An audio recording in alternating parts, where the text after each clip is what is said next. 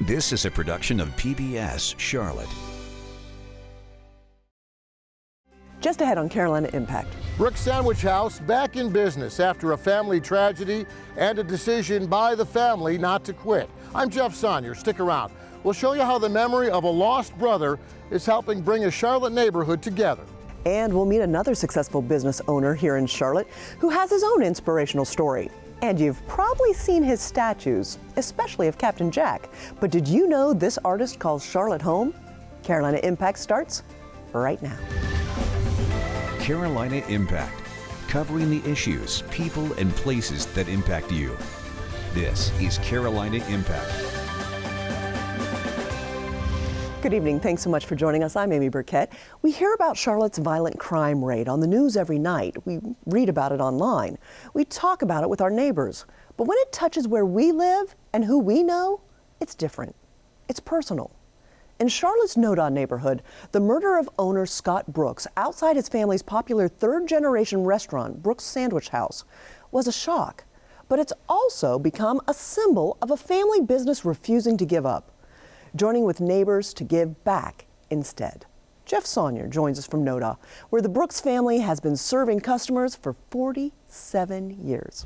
Yeah, here on the back wall of Brooks Restaurant, there's a mural now in memory of Scott Brooks, alongside his favorite saying, "Too blessed to be stressed." But otherwise, what people see from the street or on the passing light rail trains is just a dirt and gravel parking lot. These old red cinder block walls, black metal bars over the windows, the familiar checkerboard sign over the door. But after weeks of wondering whether Brooks would stay closed or not after what happened, well, you realize that what makes Brooks special isn't what's on the outside of this building, but what's on the inside. 362 359. Yes, thank you so much. Thank you. Have a good one. You too. Thank you. They're thankful to be back at work here at Brooks. Thank you. Thank y'all so much. Thankful for something that feels so familiar, especially after losing someone so close. Thank you so much. A kitchen full of family members, serving up hot hamburgers and cold Cokes. A daughter running the kitchen, a son working the grill. All thankful to be doing again what the Brooks family has always done since the 70s. It is so important to us now because when I look in that back door, that's all my family. Owner David Brooks wasn't sure what it would be like reopening after his twin brother Scott was murdered outside the restaurant back in December. It's going to be different. Everybody knows it's going to be different. What David Brooks didn't know, though, was how his family's tragedy would bring this Noda neighborhood together. Shots fired, call for service, the 2700 block of North Brevard Street. A local restaurant owner, Scott Brooks of Brooks Sandwich House, gunned down as he was opening his business yesterday morning. I know them well. I've been knowing them coming here for years and years and years. The tears were welling up in George Camp's eyes. So I heard it on the news, and my first reaction was I was really mad, just because I knew that they are right down the street from us. So Michael Salzarulo is an owner here at Protagonist Brewery in Noda. And after he got mad, Salzarulo got busy, contacting other breweries, other Noda businesses, looking for a way to help the original Noda business. We're all part of the Brooks family because they are Noda. Yeah. I mean, you could say a lot of the things that are happening in this area is because of Brooks. If you don't know what this place would look like if Brooks never opened shop there. For this to happen to that family, to go through all this stuff in Noda needed to repay that back to them. For the breweries of Noda, that repayment is a special beer brewed in honor of Scott Brooks, with the same name as that slogan on the back of Brooks Restaurant, "Too blessed to be stressed." With the amount of beer that we brewed, we can probably make a donation of just over $20,000 between the 11 breweries that are doing this. Doing it as a family, doing it as a community, and just being there for each other. I think that's the only really way you can get through something like this, is just be there for each other. It's amazing to see everybody come together with Scott, and I think that Scott would be really proud. He loved this little red building, and I love it, and we're going to continue it. Brooks Sandwich House, and Noda Strong. Just want a heads up, we are out of bacon and we are out of pounds of chili. Noda Strong also showed up Noda hungry on the day the Brooks family finally reopened their restaurant. There were 2-hour lines stretching halfway down Brevard Street.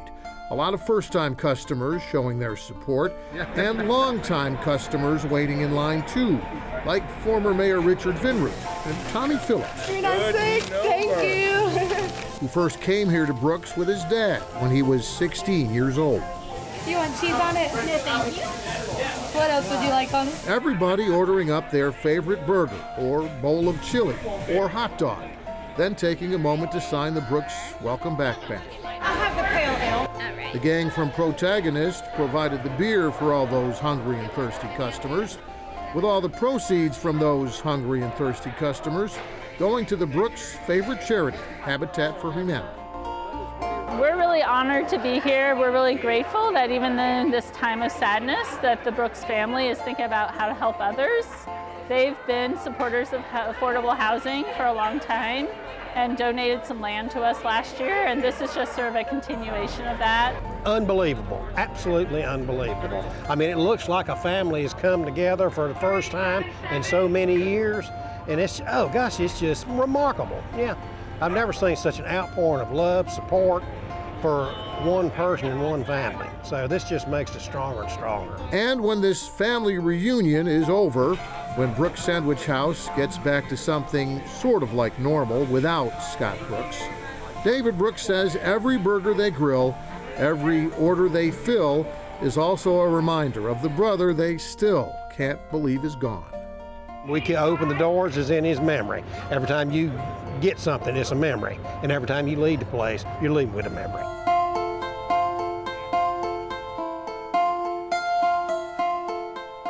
Jeff Saunier joins us in the studio now. Jeff, talk to us a little bit about some of the changes at Brooks. Well, the biggest change at Brooks is they're not going to be open for breakfast anymore. After what happened to Scott Brooks, he was opening the store at an early morning moment when he was murdered.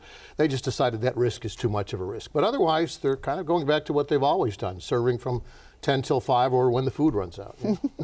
Let's talk about what's their connection to Habitat.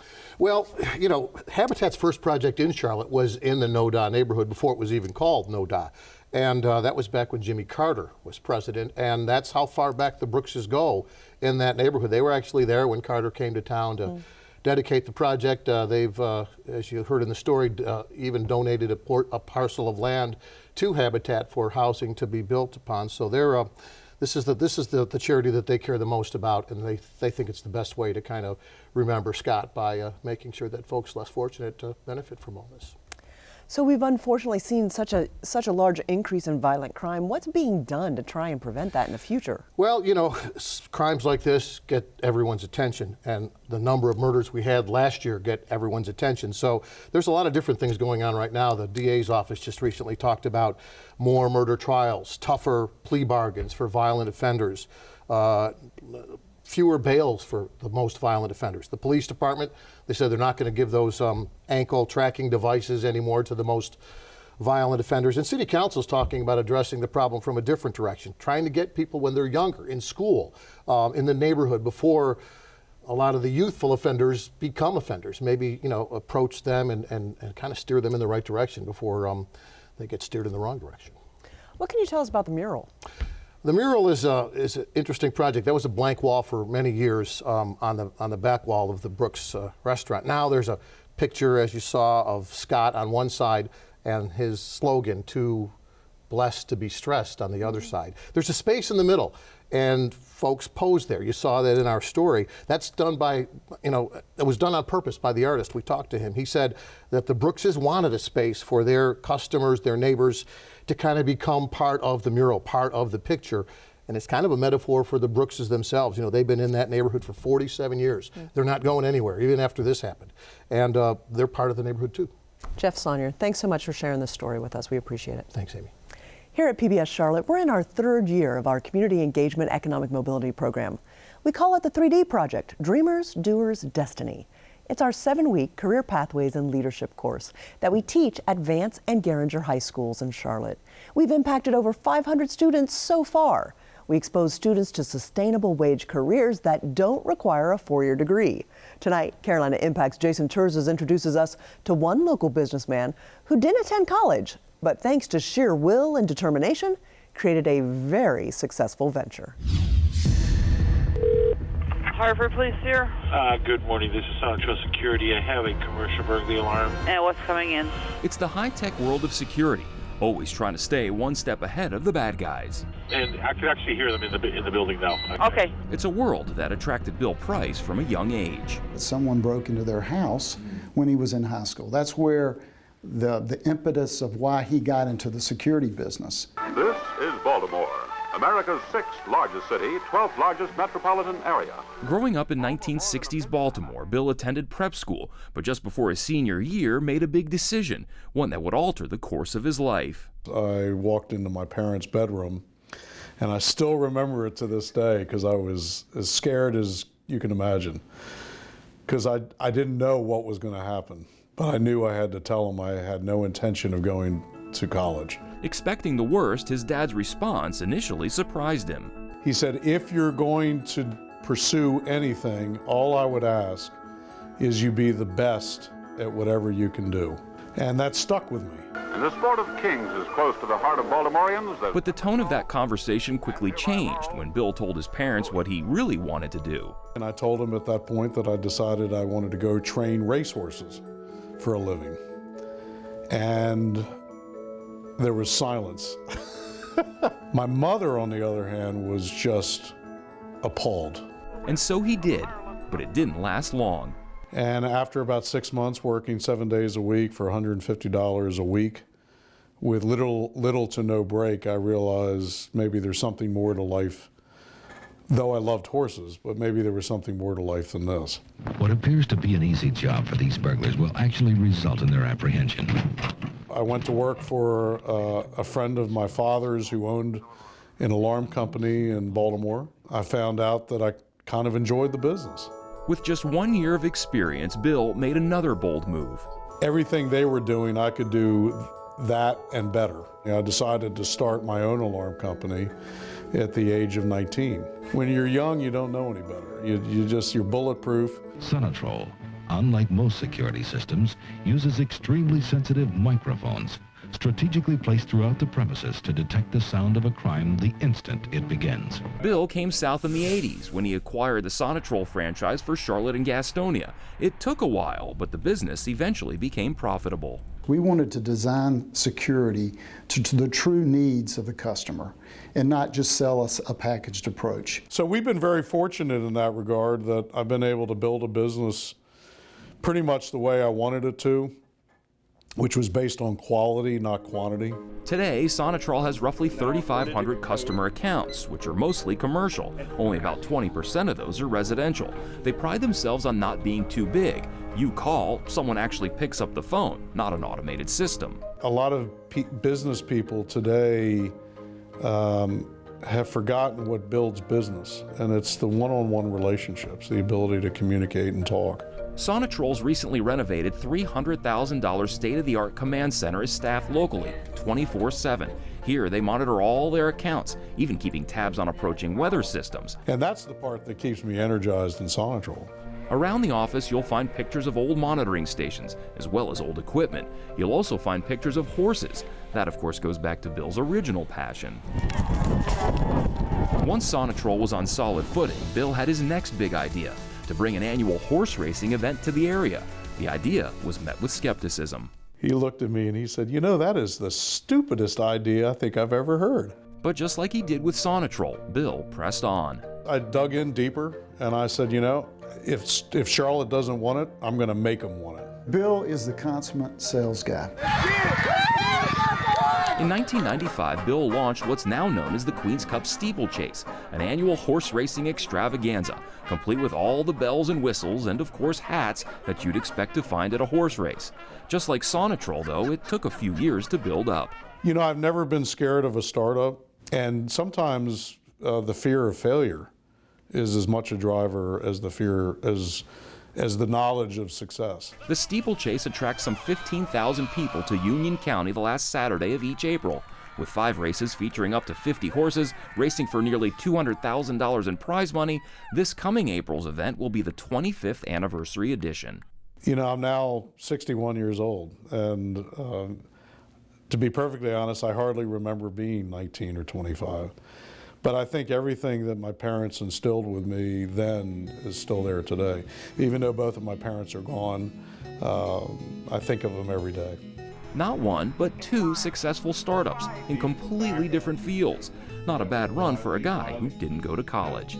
For Caroline Impact, I'm Jason Terzis reporting. Thanks so much, Jason. Bill Price was a speaker at one of our 3D graduations. I know the students were very inspired by his story, and so was I. Well, next up, we meet an inspirational artist whose work is seen all over the U.S. and beyond. But Chaz Fagan is also well known right here at home in Charlotte. Carolina Impact's Suzette Ree tells us more. The work of an artist often speaks for them, and for Chaz Fagan, his body of work can say a lot. In Charlotte, Fagan's works are prominent, such as Captain Jack, the man who delivered the Mecklenburg Declaration of Independence, riding alone and risking it all. Took it all the way up to Philadelphia and delivered it in the Continental Congress. Captain Jack was a massive project. Being able to lift the pounds and pounds and pounds of clay up on the piece and spreading it out and shaping it was an absolute physical joy, which I didn't know I loved until I did it. Fagan's love of history is infused into every aspect of his work. Another example locally are the statues of King Hagler and Thomas Spratt. Hagler was the head of our region's Catawba Indians, and Spratt, a leader among the new settlers of the region. Their friendship allowed for a peaceful coexistence for years. Taking the clay form to bronze is a visually captivating process. The heat, the liquid metal, the sheer size and scale. Fagan's third historical statue in Charlotte is the one of Philip Van Avery, the head of the Lance Corporation and philanthropist. I was excited that the local history wants to honor someone in relatively recent history, a good caretaker of the city. Chaz Fagan began his career as an illustrator and cartoonist for newspapers. The Yale University graduate never studied art formally, but his talents evolved and opportunities came. His first big break was a project for C-SPAN, a bust of Alexis de Tocqueville for the series on democracy in America. Fagan had never professionally sculpted before, but he was unfazed.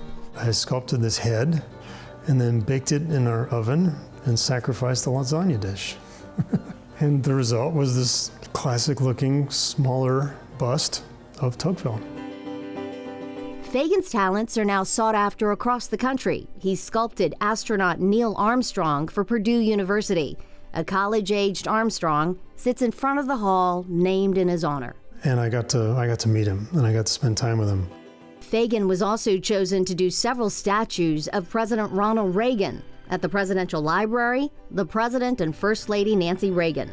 Another is at the Reagan National Airport, and another in Germany, where Reagan gave the famous speech. Mr. Gorbachev, tear down this wall. In this statue, President Reagan is holding his speech cards with those words, and inside the bronze cast is a slice of the Berlin Wall. It's the kind of detail Fagan is known for. Fagan's work is also at the National Cathedral, near the High Altar, and his work is also at the National Shrine. There's a statue of St. John Paul II welcoming visitors outside, and another showing the energetic man greeting visitors inside. It's all kind of quiet. His scale is a little larger than life, so you're looking slightly up into his eyes. And his arms are out, and inevitably, when I'm there anonymously, I see people hugging him. It's exactly what I wanted. Fagan's talents also include paintings. He's painted the Bush president's father and son. He was commissioned for 2 paintings of First Lady Barbara Bush, including one for the White House. Another fascinating story is the painting of Mother Teresa. In fact, Fagan's painting of her was the one that hung high in St. Peter's Square in Rome at her canonization. It would be easy to be blown away by Chaz Fagan's portfolio, but Fagan doesn't see it that way.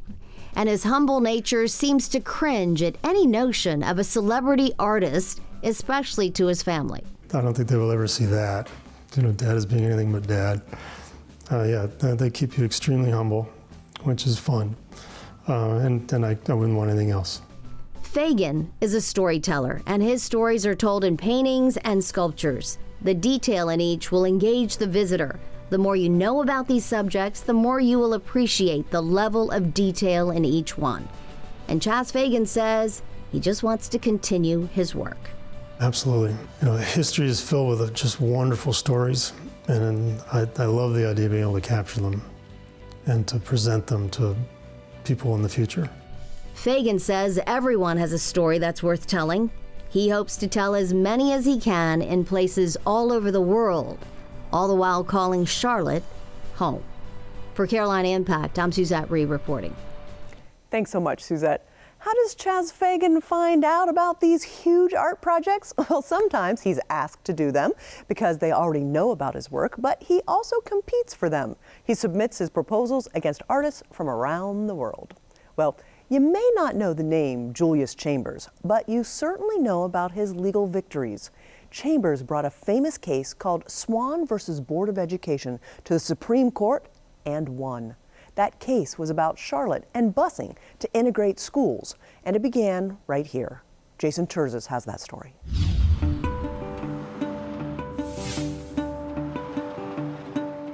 Mount Gilead, North Carolina, with shops and restaurants lining its main street, creating a scene reminiscent of a Norman Rockwell painting. But it's this painting, the massive mural remembering one of their own, that stands out in downtown Mount Gilead, the hometown of famed civil rights lawyer Julius Chambers.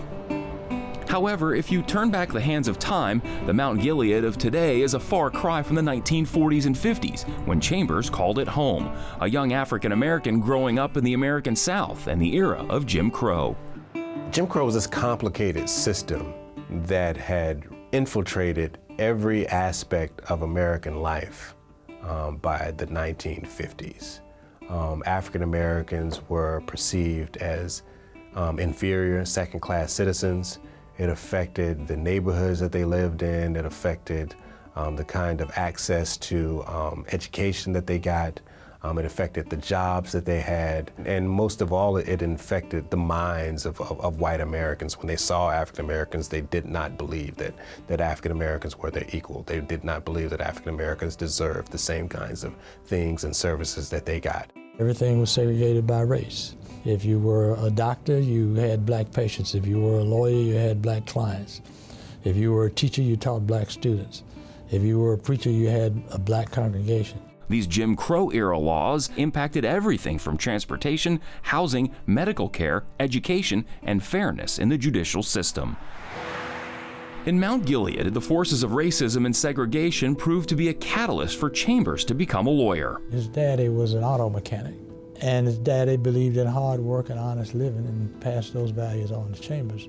But in the work that his father did, he had to depend upon people paying him. So this small trucking company had gotten his father to do some work, and they refused to pay for the service. The incident with the person not paying my grandfather, and my grandfather couldn't get any justice. No one would take his case. He couldn't get a lawyer. That pushed my father into civil rights, where he believed that, I'm gonna make a difference and I'm gonna help everyone to achieve equal rights. That was his biggest motivation for him going on to law school and to become one of the greatest civil rights attorneys in the country. After UNC Law School, he moved to New York City to earn another advanced degree at Columbia University. It was in New York that his professional career started to take shape. Another opportunity presented itself. Chambers trained in New York as an intern with the NAACP Legal Defense Fund. And the whole idea of that program was to train lawyers to do civil rights work, primarily in the South. Ferguson, says Chambers, knew exactly what type of work to focus on for the firm. Chambers came into this community, the Charlotte community, the North Carolina community, to bring about change. In the mid-1960s, Darius and Vera Swan lived in the Middleville neighborhood and worked at Johnson C. Smith University. They put in an application for their son to attend school closer to home. Darius and Vera wanted their son to go to Seversville Elementary School, but they were denied because of this Pearsall plan. And so they wrote this very passionate letter about the need for children who are going to be our future leaders in order for them to lead, they need to be in integrated settings from a very early age. When the board denied the request, the family took legal action. Chambers and the NAACP Legal Defense Fund led the multi-year legal battle all the way to the Supreme Court. And in 1971, he shows how all of this is transpiring, how all of these corners that are being cut by the city leaders, all of the ways that they are finding to circumvent complying with Brown. And busing becomes a way. I'm not sure exactly how they came up with this idea that busing would work as a way to integrate the schools, but it becomes this, I guess, the key to integrating the schools. Back here in Charlotte, integration in the classroom begins, and busing becomes a way of life. For Carolina Impact, I'm Jason Terzis reporting. Thanks so much, Jason. We have a 30-minute trail of history all about Julius Chambers. You'll learn how his legal papers, the documents he took to the Supreme Court, inspire a new generation of students. You can stream the program anytime from our website at pbscharlotte.org. Well, that's all we have time for this evening. Thanks so much for your time. We always appreciate it. And we look forward to seeing you back here again next time on Carolina Impact. Good night, my friends.